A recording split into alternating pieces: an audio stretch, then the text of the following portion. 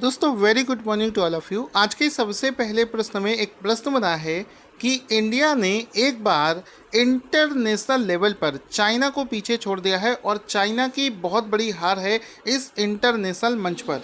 यहाँ पर आपको बता दूँ, यूनाइटेड नेशन की एक ऑर्गेनाइजेशन होती है जिसका नाम है इकोसॉक।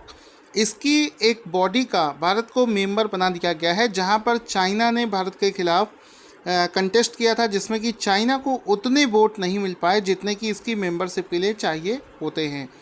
तो यहाँ पर आपको पूरा क्वेश्चन बताते हैं कि इसका क्वेश्चन किस तरीके से फ्रेम होकर आएगा। क्वेश्चन दोस्तों इस तरीके से बनेगा कि भारत ने महिलाओं की स्थिति पर संयुक्त राष्ट्र के आयोग, इसका नाम अच्छे से समझना, यूनाइटेड नेशन का एक आयोग होता है जो कि महिलाओं की स्थिति पर होता है, जिसको इंग्लिश में बोलते हैं UN's commission on status of women का सदस्य बनने के लिए किस देश को हरा दिया है। यानी कि भारत इसका एक सदस्य बन गया है और भारत ने ऑप्शन नंबर डी चाइना को हराकर ये पोजीशन जीती है। तो ऑप्शन नंबर डी इसमें राइट आंसर हो जाएगा। इसमें वोटिंग के माध्यम से इसका सदस्य बनना था, जिसमें कि भारत को विजयी घोषित किया गया है। तो इसमें आप देख सकते हैं, इसमें देखो लिखा भी है India beats China to become member of United Nations इकोसॉक बॉडी। आगे चलते हैं, इसमें कुछ इंपॉर्टेंट पॉइंट्स देखते हैं जो कि आपको याद रखने हैं। पॉइंट्स यहाँ पर ये हैं कि इसका सदस्य बना दिया गया है, साथ ही साथ में इकोसॉक का फुल फॉर्म आपको पता होना चाहिए, जिसका फुल फॉर्म होता है इको मतलब इकोनॉमिक एंड SOC मतलब सोशल काउंसिल। अब यहाँ पर ये सवाल आता है कि भारत को इसका सदस्य कब से कब तक के लिए बनाया गया है। तो इसमें भारत को 2021 से लेकर 2025 तक 4 वर्षों के लिए इसका सदस्य बना दिया गया है।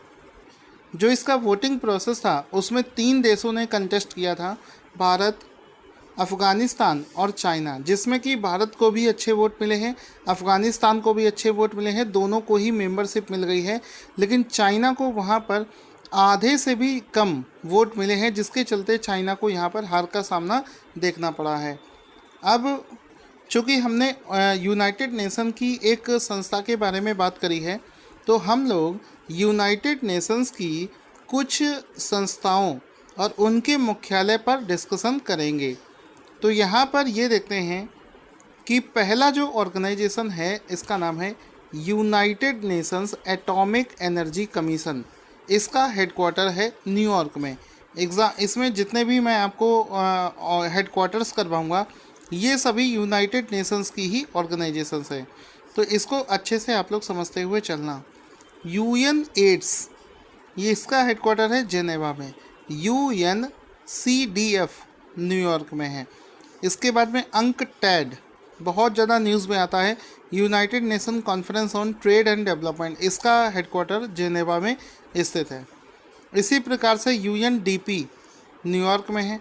UNEP नैरोबी, इसको याद रखना, अभी रिसेंट में आपको करवाया भी था, क्योंकि ज़्यादातर के आंसर आपको न्यूयॉर्क मिलेंगे। कुछ ऑर्गेनाइजेशन है जो कि अलग अलग देशों में हैं, जैसे कि उनमें से एक है यूनाइटेड नेशंस इन्वायरमेंट प्रोग्राम, इसका हेडक्वार्टर नैरोबी में स्थित है।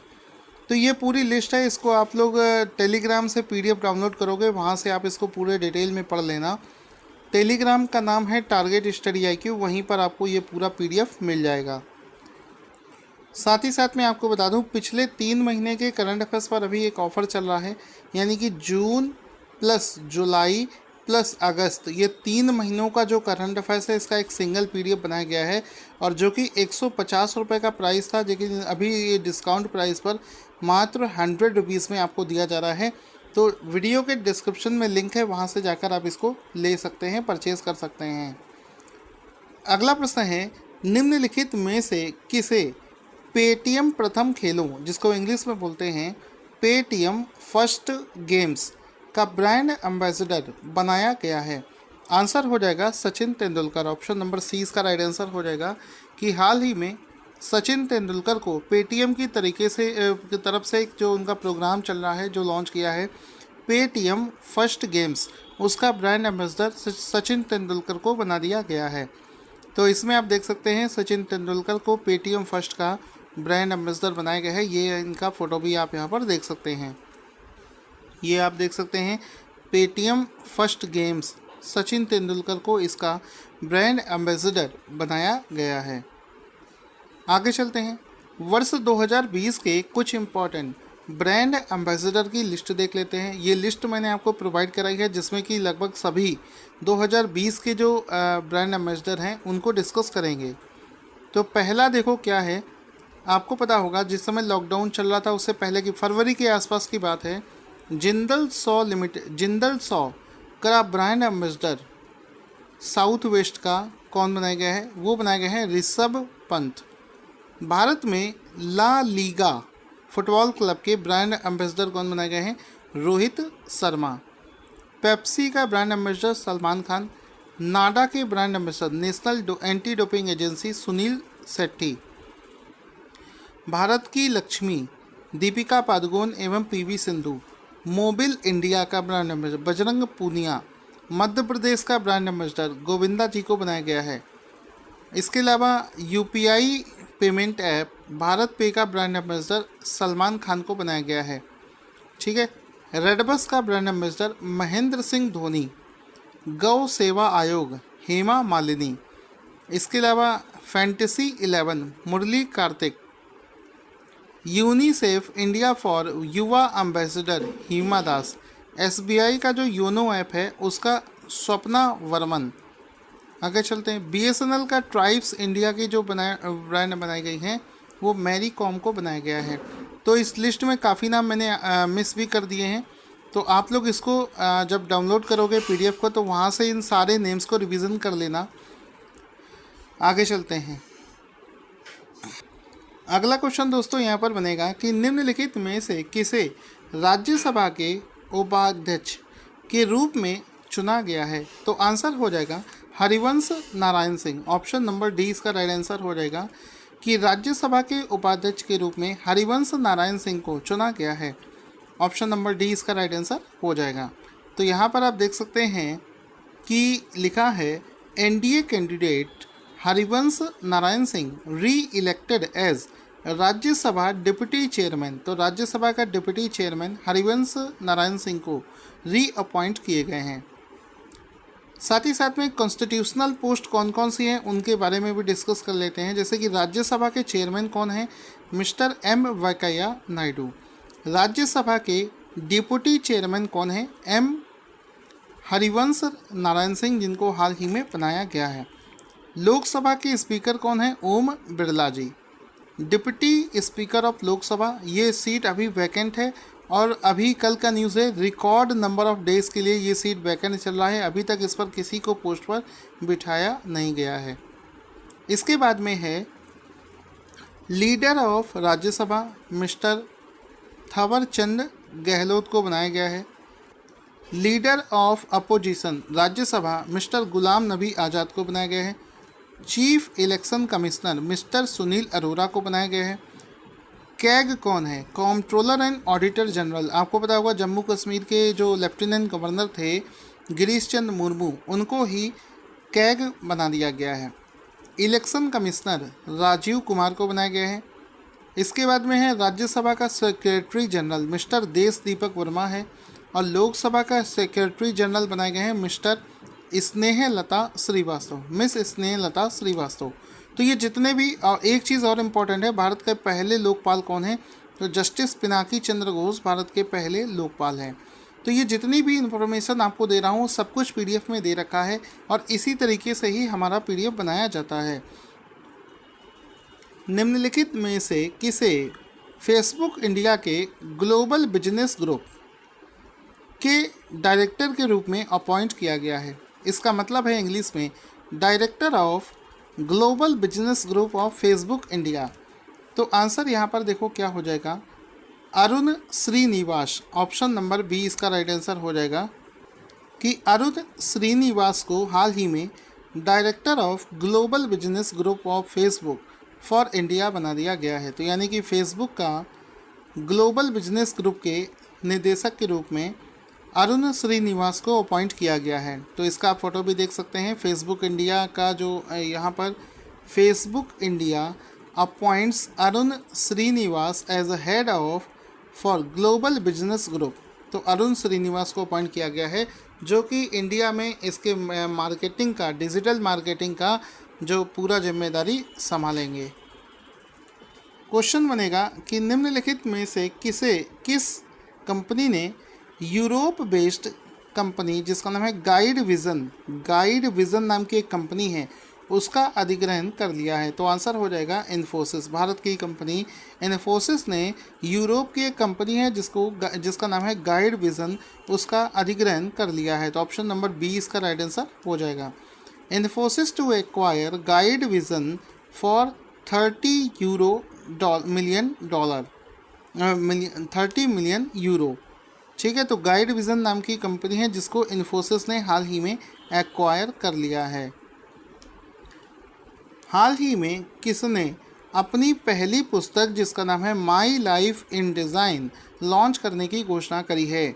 तो शाहरुख खान की पत्नी गौरी खान ने हाल ही में अनाउंस किया है कि वो अपनी पहली पुस्तक जिसका नाम है माई लाइफ इन डिज़ाइन को लॉन्च करने की घोषणा करी है। तो ऑप्शन नंबर डी इसका राइट आंसर हो जाएगा। यहाँ पर आप देख सकते हैं, आपको पता होगा शाहरुख खान की पत्नी जो गौरी खान हैं वो एक इंटीरियर डिज़ाइनर हैं और उन्होंने इसी के चलते अपनी जो पहली पुस्तक है, डिबेट पुस्तक है जिसका नाम है my life in design, Gauri Khan announces her debate book, अपनी पहली पुस्तक को लॉन्च करने की घोषणा उन्होंने कर दी है। इसके बाद में क्वेश्चन बनता है कि हाल ही में किसे ग्रेट लर्निंग कंपनी का ब्रांड एम्बेसडर बनाया गया है? जो कि मतलब ये जो कंपनी है ये एक पेशेवर और हायर एजुकेशन के लिए एडटेक कंपनी है। एडटेक कंपनी क्या होती है? जैसे कि अनअकैडमी है, ये सभी एडटेक कंपनी होती हैं, टेक्नोलॉजी का इस्तेमाल करके एजुकेशन को दूसरों तक पहुंचाते हैं। तो ये जो ग्रेट लर्निंग नाम से ये जो कंपनी है इसका जो ब्रांड एम्बेसडर है वो हाल ही में विराट कोहली को बनाया गया है। और ये जो कंपनी है ये कौन से एरिया में तैयारी करवाती है? ये हायर एजुकेशन के कोर्सेज़ को करवाती है। तो ऑप्शन नंबर ए इसका राइट आंसर हो जाएगा। यहाँ पर आप देख सकते हैं विराट कोहली को इसका ब्रांड एम्बेसडर बनाया गया है और ग्रेट लर्निंग आपको यहाँ पर दिख रही होगी। ठीक है, तो ग्रेट लर्निंग का जो ब्रांड एम्बेसडर है वो विराट कोहली को बनाया गया है। वर्ल्ड ओजोन डे किस दिन मनाया जाता है? आंसर हो जाएगा प्रत्येक वर्ष 16 सितंबर को वर्ल्ड ओजोन डे मनाया जाता है। तो ऑप्शन नंबर डी इसका राइट आंसर हो जाएगा। इसका फ़ोटो भी देख सकते हैं, वर्ल्ड ओजोन डे जो कि प्रत्येक वर्ष 16 सितंबर को मनाया जाता है।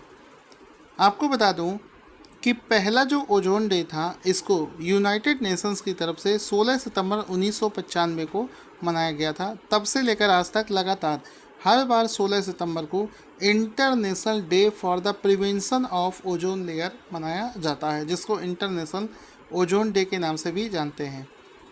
वर्ष 2020 के लिए जो इसका थीम है वो है ozone for life 35 years of ozone layer protection. ये इसका पूरा थीम हो जाएगा। इसके बाद में दोस्तों अगला प्रश्न है कि एशियन डेवलपमेंट बैंक ने एडीबी ने भारत के लिए अपना नया देश निदेशक यानी कि कंट्री डायरेक्टर किसे अपॉइंट किया है? तो आंसर हो जाएगा ताकेओ कोनीसी। आंसर ए और इसका राइट आंसर हो जाएगा कि हाल ही में एशियन डेवलपमेंट बैंक ने जो अपना नया कंट्री डायरेक्टर बनाया है भारत के लिए वो बनाया है ताकेओ कोनीसी को। ऑप्शन नंबर ए इसका राइट आंसर हो जाएगा। यहाँ पर आप इनका फ़ोटो भी देख सकते हैं, ये हैं एशियन डेवलपमेंट बैंक की तरफ से अपॉइंट किए गए ताकेओ कोनीसी, जिसको इंडिया के लिए country director for India appoint किया गया है। तो ये इनका फ़ोटो देख सकते हैं, एशियन डेवलपमेंट बैंक के लिए इनको अपॉइंट किया गया है। अगला प्रश्न है कि हाल ही में गीगा नेट नाम से एक 4G नेटवर्क सर्विसेज किसके द्वारा लॉन्च करी गई है? तो आंसर हो जाएगा हाल ही में VI के द्वारा। VI का मतलब आप समझ गए होंगे, वोडाफोन और आइडिया ने मिलकर अपने आप को VI बना लिया है और इसने ही अपने कस्टमर्स को अट्रैक्ट करने के लिए, नए कस्टमर्स को जोड़ने के लिए और पुराने कस्टमर इसको छोड़कर ना जाएं, इसके लिए एक स्ट्रॉन्ग 4G नेटवर्क की शुरुआत करी है जिसका नाम है गीगा नेट। तो ऑप्शन नंबर डी इसका राइट आंसर हो जाएगा कि VI ने यहाँ पर आप देख सकते हैं VI 4G giga net launches 4G network all over India, तो VI ने इसको लॉन्च किया है। तो ऑप्शन नंबर डी इसका राइट आंसर हो जाएगा, जिसने कि इसको लॉन्च किया है। दोस्तों आज का क्वेश्चन जिसका आंसर आपको देना है कि राजस्थान रॉयल ने किसे IPL 2020 के लिए अपना ब्रांड एम्बेसडर और टीम मेंटर घोषित कर दिया है। साथ ही साथ में इसका आंसर देने के साथ में जो 3 महीने का करंट अफेयर्स पर अभी डिस्काउंट चल रहा है, उसको लेने के लिए वीडियो के डिस्क्रिप्शन पर क्लिक करें। कोई डाउट हो तो मुझे कॉल करके बात भी कर सकते हैं। Thank you for watching this awesome video.